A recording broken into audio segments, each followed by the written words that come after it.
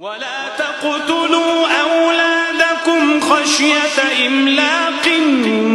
نحن نرزقهم وإياكم إن قتلهم كان خطأ كبيرا ولا تقربوا الزنا إنه كان فاحشة وساء سبيلا ولا تقتلوا النفس التي حرم الله إلا بالحق ومن قتل مظلوما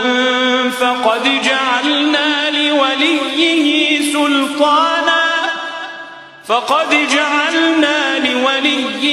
سلطانا فلا يسرف في القتل